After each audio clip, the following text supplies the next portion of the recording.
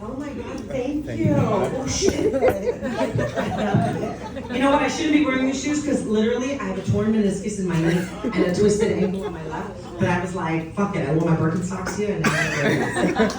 Okay, so you know what, none of what I'm saying right now is in my script. And which, by the way, I'm holding a script, yes. Don't fucking judge me, all right? Because I'm not a comedian. So when Janice called me and said to do this show, I said, sure, I jumped on it like immediately because I'm an attention-seeking whore.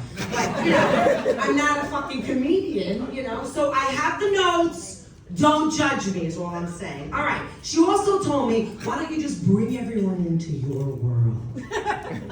You don't want to fucking go there, but anyway. I'll tell you a little story. I got married recently, so I'm gonna tell you about my wedding. Yes, thank you. 51 years old, that's right, it's possible. My friends and family thought I was a goner. That was never happening. Never happening. But you know what happens when you get married at 50? You're more relaxed, you don't sweat the small stuff, everything is kind of smooth, you know. And I will say this though, planning a wedding is definitely for younger chicks, okay? Especially when you're planning a fucking huge Greek wedding with over 600 guests. I know, can you imagine that? My actual guest list, I swear to God, started off with 600 fucking people. My mother showed up with a list of her relatives that had 315 names on it. True story or what? True story. True story. Okay. I think we had just under 500 people, which isn't bad. I mean, given the fact that I got married at 51 years old, you know, the longer you go, the more people you accumulate in your life, right? The family grows. What are you gonna do? I had to invite these people. My poor husband was like, I don't understand. Can I invite anybody? I'm like, no, you've been married already. This is my baby. I also had people approaching me like acquaintances. Like, oh, Abdullah, so happy for you. Don't invite me to your wedding, but I'm coming. What do you mean you're coming? I had a friend of mine, Ellen Carr, she's actually a comedian. She got up and told her, one of her acts at a comedy club, and she fucking invited the entire audience to my wedding. True story, you can't make this shit up.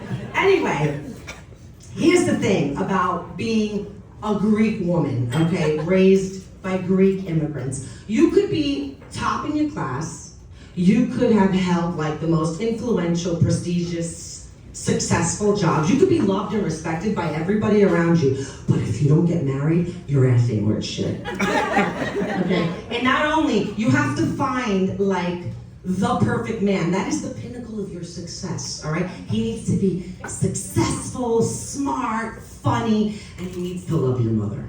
Now, I'm very lucky. I found all that in my Michael. Right?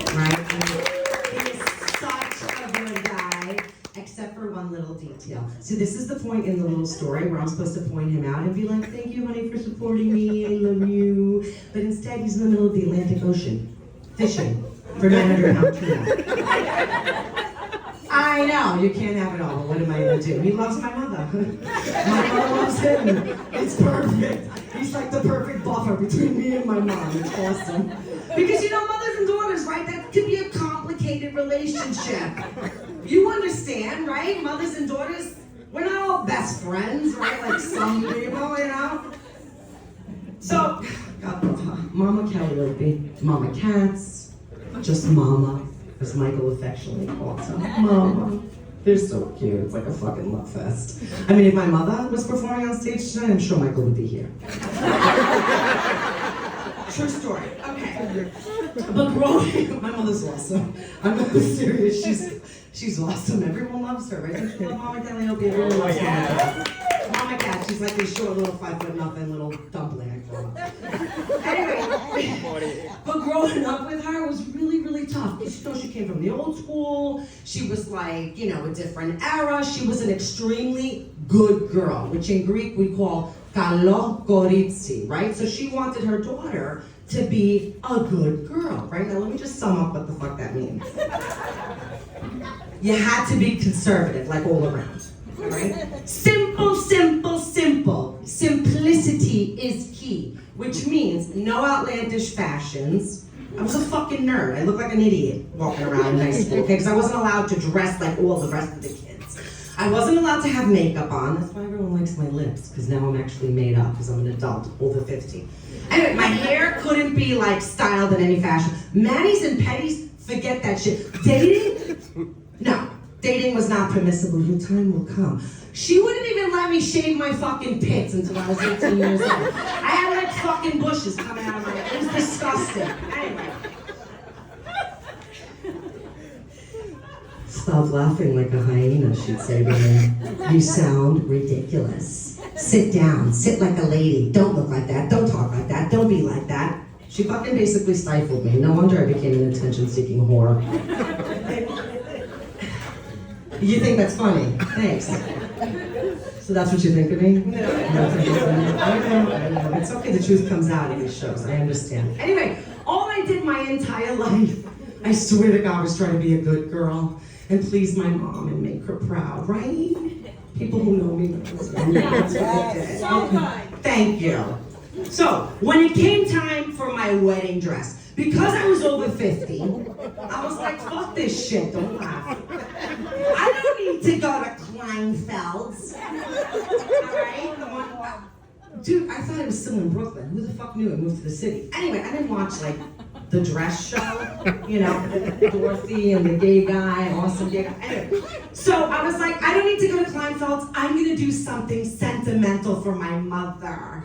Just to make my wedding special for her. I had my mother's wedding dress in my closet, I kid you not, for like the last 25 fucking years, waiting for my day to come. It took forever. Oh my God. She had no fucking idea where the dress went. I think she thought it got burned in the fire, or the flood, who the fuck knows, right? But I had her dress waiting, so I was like, I'm gonna take it and restore my mother's dress. I don't need to go to Kleinfeld's. So, I take it to this woman who restores old wedding dresses in fucking Brooklyn. Okay, that's the first problem. I live in Queens, I don't do Brooklyn. I'm just saying, I broke up with a guy because of the big QE once, but anyway. My mother's dress, that's a true story. Gus Picalis, do you remember him? He's divorced. No. Of course he is. Cause a bitch. Okay. My mother's dress was not preserved, right? Because it was still like yellowing, so I had to figure out how to get rid of the yellow. And then like it was so fucking tiny because she was like this tiny little stick figure in the 50s when she got married, or the 60s or whatever. It was simple, don't get me wrong, but like it had these long sleeves, and seriously, I couldn't get the sleeves past like my wrist. So tiny, when I tell you tiny, she was like this little stick figure. And so I got rid of the sleeves. Like the sleeves were the first things to go because it was also June. My wedding was in June. It was gonna be fucking hot. And then I needed to add like tulle underneath it to like keep, because the tulle had rotted away. I needed new tulle. I needed like new material to fit my belly and my ass because I couldn't even put my thigh in her dress. Anyway, it was a long, expensive, time-consuming fucking nightmare. And then my good friends got together and said, I mean, they basically wanted me to know that I didn't look fabulous in that dress. It's okay, I know that's what you wanted to say, Tina. They convinced me to buy a new dress. A new dress to feel new and fresh. It's your wedding, you should feel. I'm like, but I'm 50, who gives a fuck? So I go to Kleinfeld's. I walk into Kleinfeld's, right? I have a 10 o'clock appointment and I see the reception area. And there's like 20-year-olds just like buzzing with their mothers and their bridesmaids, and they're all hanging out. I beeline for the front desk and said, hi, good morning. My name is Anthula Katsimatidis. I'm here for my 10 a.m. appointment. Yeah, that is not me. Right, I'm a 51-year-old first-time bride, and whatever they're doing, I don't want. So get me someone who understands that. I don't have time for that shit. And she was like, oh my God, I love you. I'm a 60-year-old first-time bride. I kid you not, she was like someone famous on that reality show, like Dorothy something. She was amazing. So she takes on my case, we go, we have a wonderful fucking time trying on dresses. I tried on all the beaded dresses, the lacy dresses, all the outlandish short, like down to here, like no back. Like I was so excited because my mother said to me, Make sure, honey, whatever you do, that your dress is simple. Make sure your dress is simple. No beads, no lace, just be simple. Be simple. Remember what I told you about being simple? Be simple. Lost my place. It's crazy. Anyway. So of course I end up with this like simple. Not funny. It was a lovely dress. It was beautiful. Thank you. Those of you who've seen it. It was like a princess-like dress, like really lovely. It had pockets, of course it did. Although my friend will remind me that like during the quick sidebar, during the church service, like I was crying during the church service and my nose started to run and I needed to like blow my fucking nose or like instead of touching it like this, you know, whatever. And so instead of like reaching into my pocket and pulling out the tissue that should have been there, I reached into my bodice and pulled out a dirty fucking snot rag from my fucking tits and blew my nose. And later she was like, really? You had pockets? That was kind of funny. True story. Anyway. So I have this beautiful princess-like dress. It's off white because I wasn't a virgin. Shocker, I know. And I couldn't wait to show it to my mom. So the day of my wedding comes, I'm all dressed, I'm upstairs in my bedroom, my girlfriends, whatever, and I descend the steps, right?